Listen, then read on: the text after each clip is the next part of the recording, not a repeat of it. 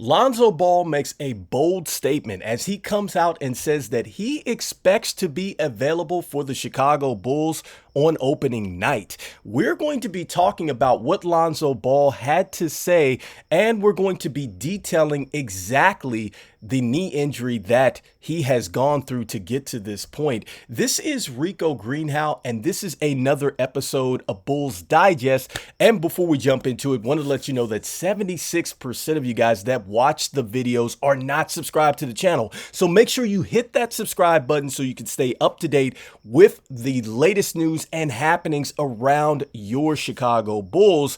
Without further ado, let's jump into the topic of the day, which is Lonzo Ball ready for a return. All right, guys, so this comes on the heels of Lonzo Ball and episode 2 of his podcast. If you remember last week, he said that he was only 70%. Now in episode 2, he is saying that he expects to be available for the Chicago Bulls on opening night. And not only does he expect to be available for the Chicago Bulls, but he details a gruesome knee injury that basically he is battling through to get to this point. And guys, we got to ask the question, is this a good thing? So before we do, let's go ahead and jump into what he had to say and the article itself. So you can find this article pretty much everywhere. This particular one is on Chicago Sports. Lonzo Ball shares the gruesome details of his injury, including needing a meniscus donor. All right, guys. And so we're just going to paraphrase a bit of what was said here. Obviously, we know the timeline. It has been 2.5 years since he has been out there on the court, and it has cost him quite a bit of time. But this is what he had to say in short about this injury. So to make the long story short, ultimately it started with the meniscus tear. Basically, it started on the Lakers when I tore it the first time, tore it a couple more times to a point to where there was no more, basically not much meniscus left, and it was bone on bone that was rubbing here. So the cartilage was gone and the bone was messed up. So I actually had to get a new meniscus from a donor. I had to get some cartilage put in as well, and all that finally healed up, and I'm back on the court now. Also, to go back and put this a little bit more into context, guys. So they talk a little bit more detail about, what was going on here. Obviously, the injury and then the setback with the Chicago Bulls. But this is what he had to say last week when it says, look, I'm coming along, man, week by week. He's saying it's improving. That's all I can ask for, but still not where I want to be. Out of 100, I'd say I'm 70%.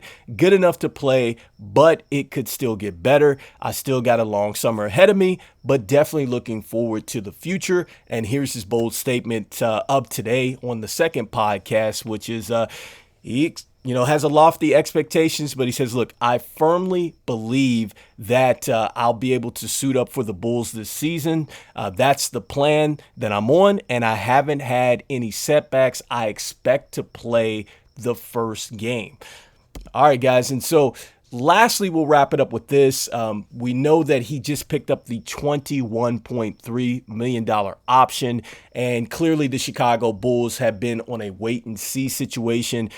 His father came out the first week of April, and he basically projected that his son, it was going to take him about 4 to 5 months before he can play 5-on-5 basketball, with the full court. And so that does put him closer to that season opening date.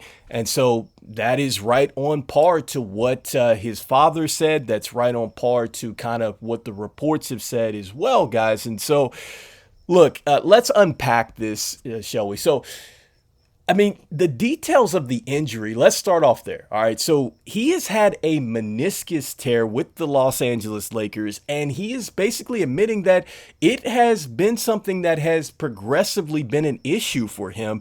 And that's interesting in itself, because I'm thinking, how could he have gotten not only from the Lakers, but to the Pelicans, but to us here in Chicago, and we're not aware of how bad that knee is? Because this looks like this is something that is progressive when he's telling you that pretty much over time he has lost the cartilage in the knee. And so That's interesting to me. And then on top of that, I mean, you look at the fact that he had to get a donor, right, or a bone graft to get this thing fixed. This is pretty huge because there has been no athlete that has come back from an injury of this magnitude. So I commend Lonzo, for his attempt to try to get back. I mean, it is something to see him out there dunking, especially when you see some of the reports and some of the things that have been said where he couldn't walk up and down the steps or get up without feeling the pain. So it's good to see him out there. But I still really, really question what type of player we are going to get back from, this type of injury. And so, I mean, it's just a tough situation. And like I said before, and I'll say it again, I think that we have to have some controlled optimism at this. And I commend him for saying that he wants to be available and truly expects to be available for the Chicago Bulls. I think that he has to do that because otherwise, if he's not making the commitment to get back on the court, the Bulls could possibly go ahead and try to, vouch for the medically retired situation, which I definitely think that that's not going to happen because, look, he said the right things. He's doing everything that he can to get back at full capacity. And he truly believes that he's going to be out there for the opener for us. And so, that just leads me into statistically what we are going to get with Lonzo Ball. Like I said, I mean, I just think that the one thing that really jumped out at me is the fact that he said his knee injury started when he was a Los Angeles Laker. And guys, I mean, here we are. We're in the 23, getting ready to go into another season. He's obviously missed the 22-23 season, but look, you can obviously see he started with the Lakers in 2017, 2018, and he's saying that he had some knee issues then, and progressively he's had knee issues up to this point. Again, I just don't know how he's continued to play at this level with that type of knee injury. That's shocking to me when he goes into that type of detail. But look, I'm hoping that we can get a player back here that can at least still facilitate the ball, still be able to run the floor and set up teammates and play the passing lane. I think I was looking into the comments and it was a good point made that, look, he doesn't necessarily use, a whole bunch of athleticism, to get, his shots off and to be creative in games. But he is a little bit more of a Jason Kidd-like player, which is true. Jason Kidd was a player that played below the rim. I'm not going to say necessarily away from the rim, but he definitely played below the rim in the sense that he's not doing a whole bunch of explosive dunking and things like that. And I think that that's where Lonzo is a little bit, I think, more athletic than, say, Jason Kidd. So that's what kind of worries me about that with Lonzo. I just don't know if he's going to be able to have that same first step. Is he going to have that same type of explosion? Is he still going to be able to get to the paint and force defenses to collapse and kick out and get it to teammates who are cutting and things like that? Because we've seen that if you do have a delay in your game, look at what's going on with Klay Thompson. I think that Klay Thompson, you could probably say, has lost the step. And I think because of that, defenders are able to close out on him, right? Because generally, I think that extra half second or whatever he probably would have had he not had the knees and the Achilles, guys,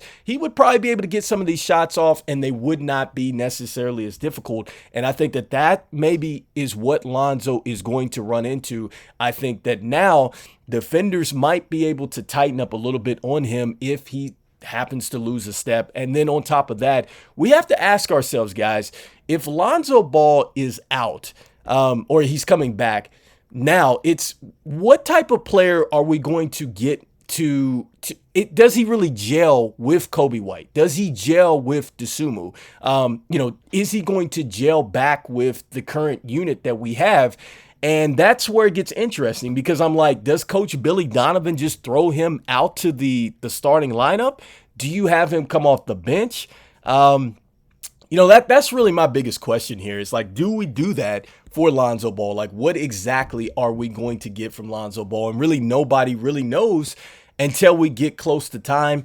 And I've said it before, guys. I just think that as much as we're rooting for him, I mean, it wouldn't shock me if he were to, maybe go down during the season, man, because we've seen it before.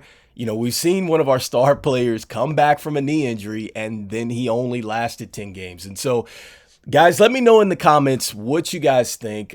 Do you think that Lonzo Ball is going to be a starter for us next season? Do you think he's going to be effective like he was before these knee injuries? And are you guys concerned that he has admittedly said that he has had knee issues since his Laker days, and he's pretty much saying that he's been playing with a knee issue all this time? Like, are we a little concerned about that? So let me know in the comments what you guys think. This is Rico Greenhowe. This is Bulls Digest. And man, what more can I say but go Bulls? I'll see you guys on the next one. Peace.